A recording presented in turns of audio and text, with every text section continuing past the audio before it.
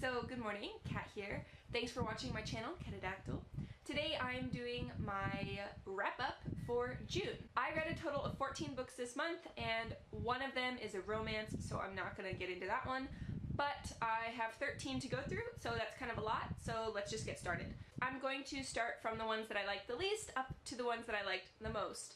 So the one that I liked the least this month is called Train Man by Hitori Nakano, and I gave this 2 stars. So this book follows a boy who saves a girl from a harasser on a train in Japan.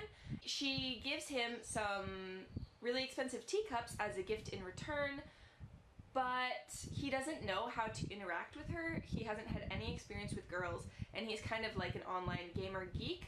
So he takes to the internet and he asks the people in his chat group how he should go about interacting with her. And then he ends up talking to her and going on dates, and I thought when I first heard about it that it would be really cute, and it is cute of course, but the majority of the novel is like people in the chat talking about his messages. So you get like one actual true action that he posts, and then there's just pages of like people commenting about it.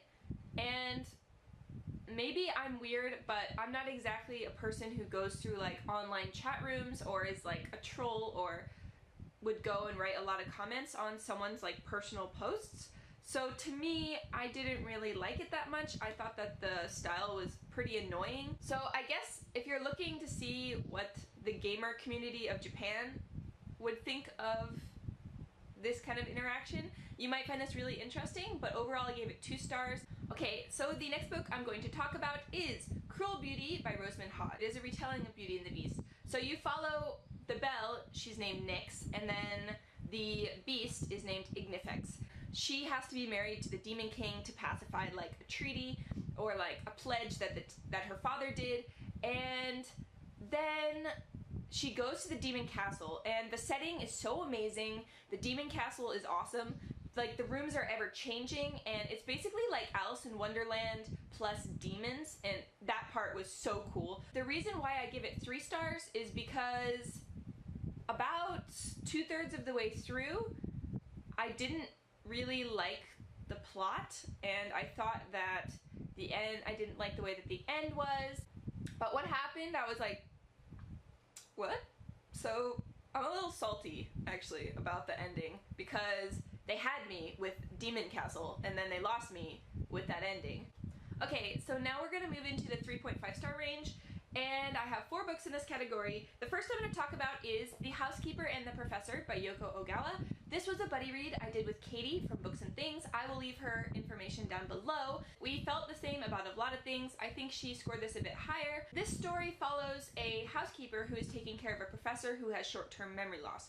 So he can't remember every day, so what happens is they stick like little notes onto his suit. I really love the way that Yoko Ogawa writes. She is a beautiful writer. The pace of this book is very slow, and there's a lot of very evocative language, so I think this is one that you would really have to consume slowly so that you get the full benefits of it. The major themes of the book are baseball and math, and obviously he's a mathematics professor, so I expected that one. And I don't really have that much issue with it because it kind of weaves into the story. But the other major part was baseball, and I'm not a huge baseball fan, so a lot of the things I think that were supposed to evoke like childhood memories and like familial bonding, I was kind of like, when is this baseball scene going to be over?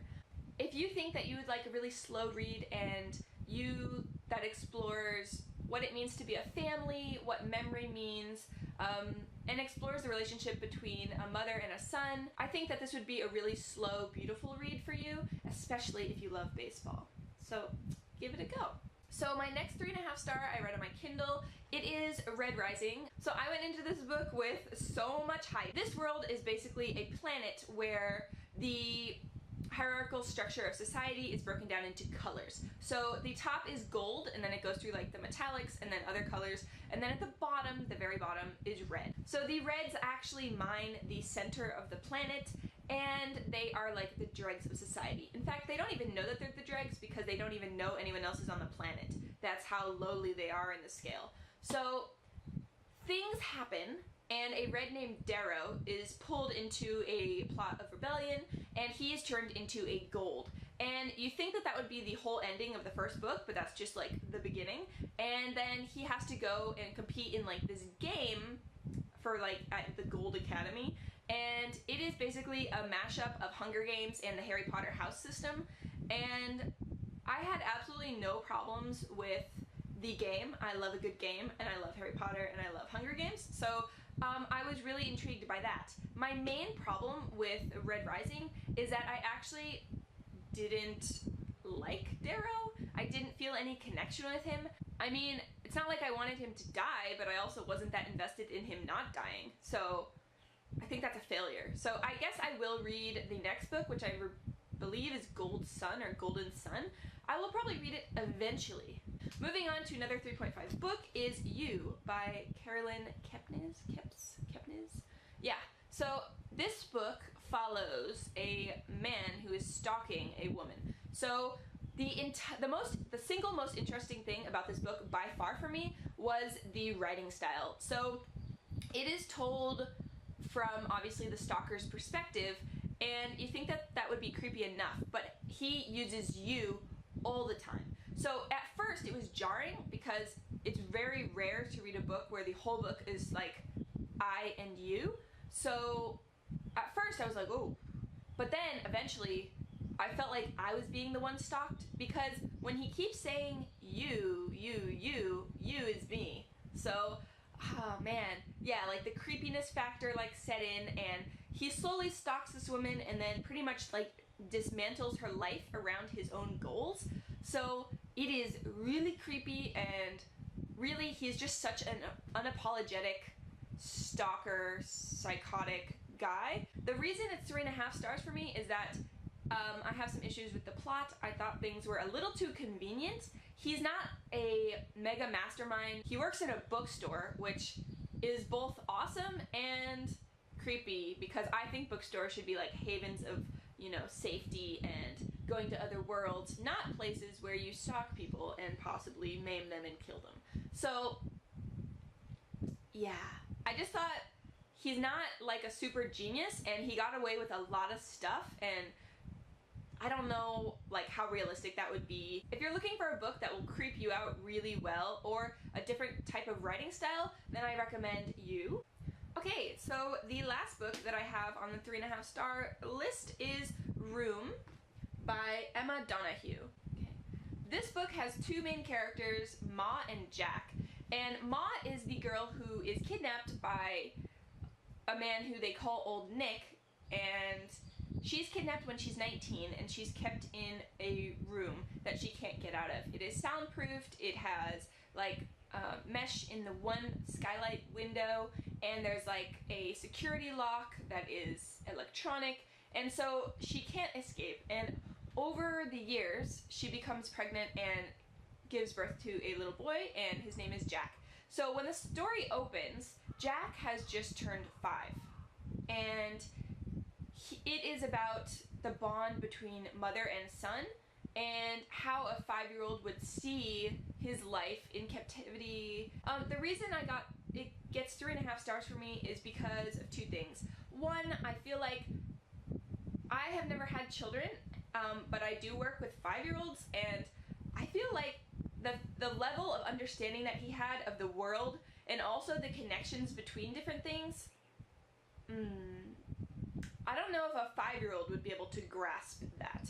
The main reason why it's 3.5 is because the tension was so good up until the turning point in like pretty much the middle of the book, and then after that I was bored out of my mind. I really wish that this book had ended after kind of the climax. I wish it had just been like 2 pages after that and then like finished, because then I probably would have given this book like a solid 4 or even 4.5 stars. So yes.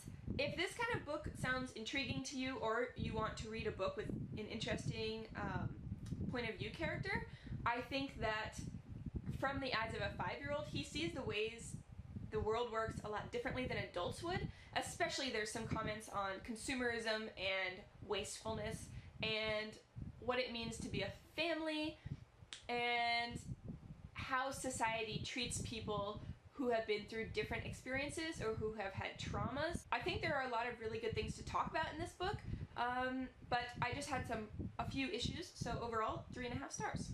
Okay, so now we're getting into the really good things. So now we're moving into the 4-star range. And this book that I'm going to talk about came highly recommended from Jen Campbell, who is one of my favorite booktubers of all time. I really appreciate the books that she talks about. I think that they are mostly different, and she has really interesting things to say about them. And so I actually buddy read this with James Chatham, and we had some really interesting discussions. So this book is The Dumb House by John Burnside.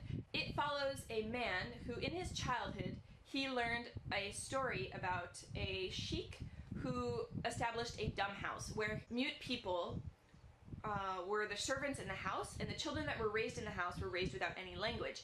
And the sheik wanted to see what would happen, how language developed, if it was inherent or if it was learned. And so the main character in this book decides that he wants to try that experiment. I would say it is one of the most beautifully written books that I have read this year. Definitely this month. But John Burnside is actually a poet, so it makes complete sense. Let's get into why this book deserves all of the 4 stars. A major theme in this book is childhood development and the development of language and how we interact with others. The main character has had a very traumatic childhood, and so the way that he views people's connection to others and how children should be raised and kind of how you should interact and deal with other people is very, I think, skewed. And so James and I were talking about how the main character became kind of so fucked up, because a case could be made for nurture or nature or both. And so when you have such a character with such a traumatic back history, I feel like things could only go very dark, and they went extremely dark. There are major trigger warnings for rape and torture and child abuse, pretty much all the nasties. Then don't read this book if those are things that you can't handle or don't want to read about. This book deals with the way that we interpret reality in an extremely interesting way. The way that he views situations, I think you are never sure if it is really what happened or if it is just what he wants to happen, or what he wants to believe happens so that it validates his actions. So you're constantly torn between being like, did that happen? Because if so, then I kind of see where he would go logically from there. I'm not saying I agree with it, but if that actually happened, then I could see him making the jump in his mind, but you're not sure if it actually happened. Because of his childhood, I don't think he realizes that he feels invisible, but I feel like invisibility is the driving point of his adult life.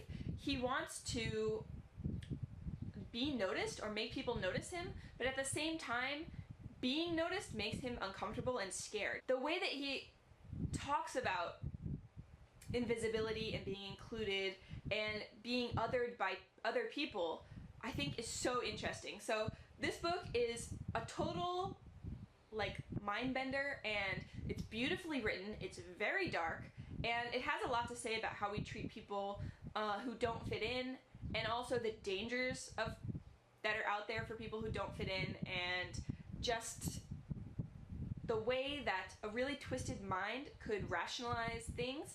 If you're looking for a very interesting read that is very lyrical and poetic, give this a go. Like I said, it's extremely dark, but I really enjoyed it. So I would give it 4 stars. So the next book that I read that is 4 stars is a Peter Pan retelling called Peter Darling. So this is also a very dark, if you don't know, I like dark books. Yep, I do. This Peter Pan retelling is really dark, and it follows Pan as he goes back to Neverland after a decade, I believe.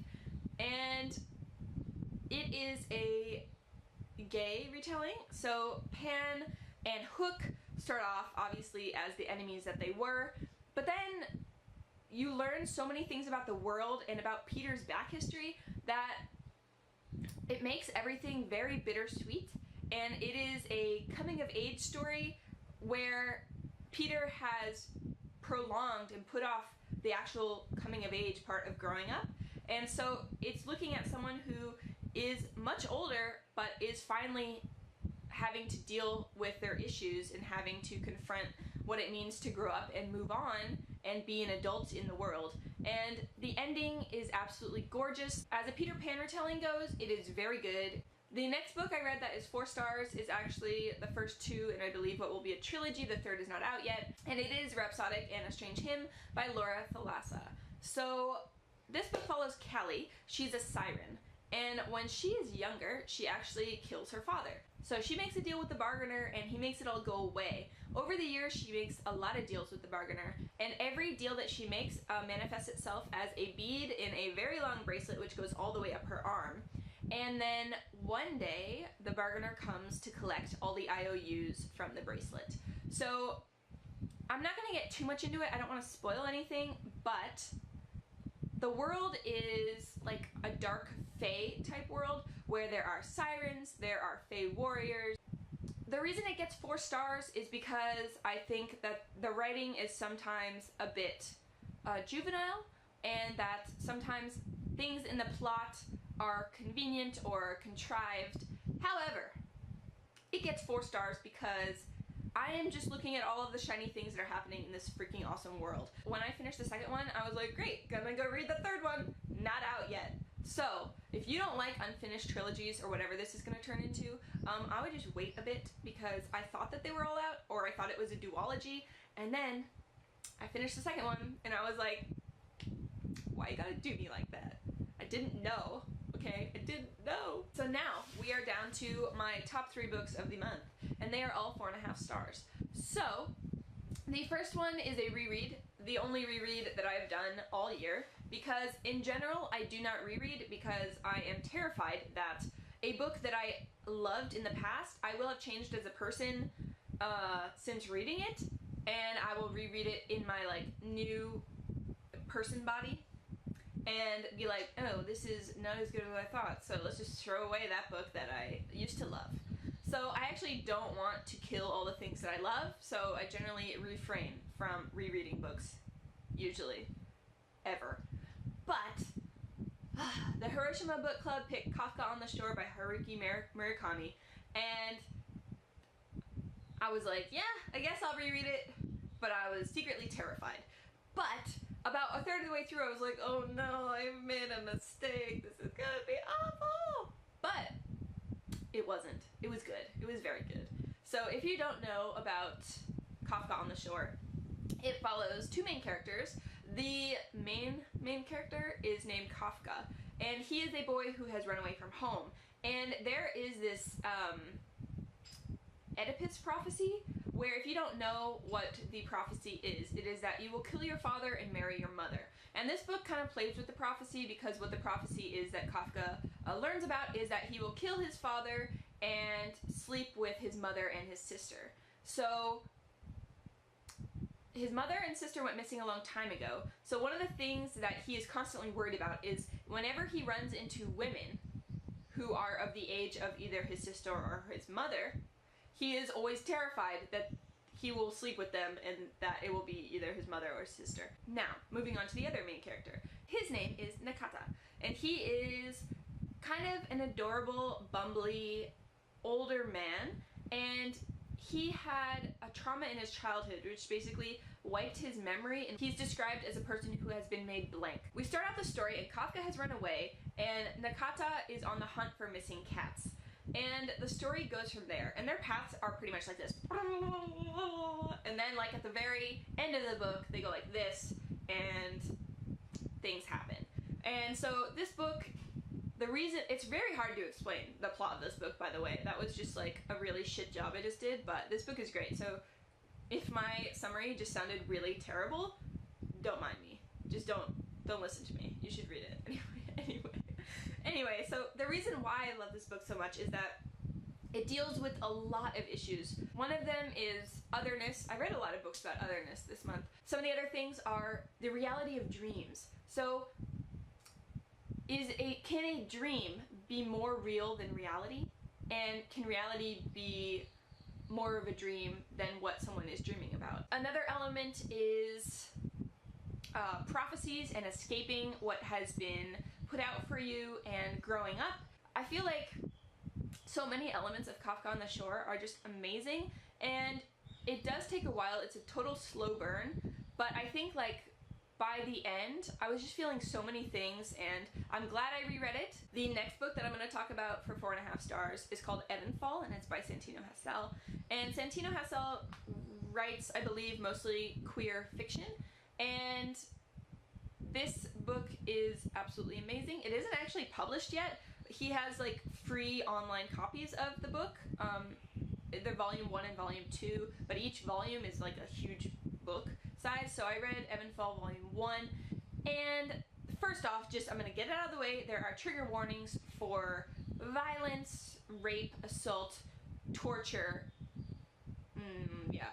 So if those are elements that you can't read or you don't want to read, this is not the book for you.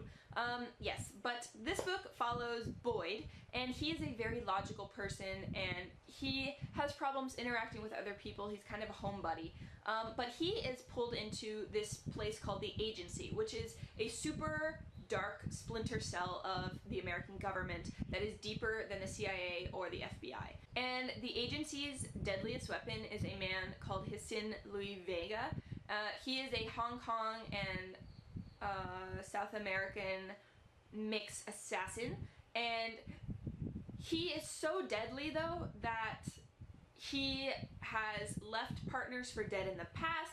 He has allegedly killed some of his partners, so when he is not needed, they keep him locked up in a very small box. So the story starts out, and Boyd is made the partner of Sin, for short. And I love the way that this story follows both the characters and the way that they develop towards each other as partners. Yes, obviously they are assassins, and they are a deep splinter cell of the American government, so obviously there are awesome missions, and you know, they have to go undercover, they have to learn how to fight, they have to be trained in lethal operations, but the main driving point of the book is the way that they develop, and it's so interesting because each character brings different things to the table, what they like, what they're good at, and also their past histories and their past traumas.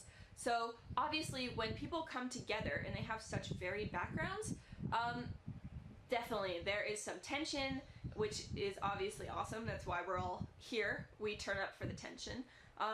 But just the way that it was written and the way that the characters are, and also Sin, my baby, Sin. Like, if you have read Foxhole Court, okay, and you are a fan of Andrew, this is a book for you. This is like Foxhole Court minus Exy plus American government assassins. Like, that's exactly what this book is. So I love this book, and volume 2 is also free, and so I have the book on my Kindle, but I'm saving it because I'm going home for vacation in August. So I thought I would just save something that I know I will love for the airplane ride, because yeah, airplane rides of like 23 hours make everyone grumpy. So why not read a book about my bae, Sin, and also gay assassins, and just, yes. So if this sounds like something you would like, I highly recommend it. The last book that I'm going to talk about with 4.5 stars is The Core of the Sun by Johanna Sinisalo. So, this book, I was so intrigued when I got it. The most recent, I just recently hauled it. It is a genre called Finnish Weird, and pretty much exactly what it sounds like. It is weird from Finland. And yes, indeed, it is so weird. So, just first, let me just explain to you. This is The Handmaid's Tale plus chili peppers. If that doesn't sound intriguing to you, what are you? Who are you? That doesn't sound intriguing. So I hauled this, and then I was like, I'm only reading Japanese authors this month. Lol. So that didn't happen, okay? I am a trash person, and I just want to read what I want to read. It was just taunting me. Like, look at the cover! Like, this part is like, oh, Handmaid's Tale, and then this part is like chili peppers, and I'm just like, yeah, you got me. You got me by the balls. So I had to read it. So Basically, Finland has become a republic where their main point is the health of the people. So a lot of things are banned or made scarce. So like, for instance, coffee, meat, sugar. But the main one that they've recently cracked down on is chili peppers. But it is set in a world where there are two types of women, the Eloi and the Morlocks. So the Eloi are for sex and procreation because they are very submissive women and they are raised to like love dolls and love cooking. And then the other one, the Morlocks, they are pretty rare because they are sterilized. The main character, named Vanna, she was raised as an Eloi, but she's secretly intelligent. So her sister is the like basically pinnacle of the Eloi. You like jump forward, and Vanna is now addicted to chili peppers, and her sister has gone missing. And those are pretty much the two driving factors of the book. Talks a lot about the way that roles are in society for men and for women, and how we are expected to be certain ways, and the benefits that are associated with the way that we represent ourselves. I would have loved to do this for a book club pick for Hiroshima. In fact, I'll probably put it up for the book club next time it's my choice. Yeah, for me, it's like if you took Atwood and you added it to Octavia E. Butler, and then you just sprinkled some chili powder on it, like, that's this book, and it's awesome. So yeah, someone read this book so I can talk about it with you. Have you read any of these books? Do you plan to? Do you have any questions for me? I would love to talk about it. Yeah, so this concludes my wrap-up, and I hope that you are having an amazing day. If you are intrigued by any of the books that I just talked about, please give them a go. And thank you so much for watching my video. If you like this, then give it a thumbs up, or please subscribe. I'm always looking for new people to talk to. And yeah, have an amazing day, and I will talk to you later. Bye-bye.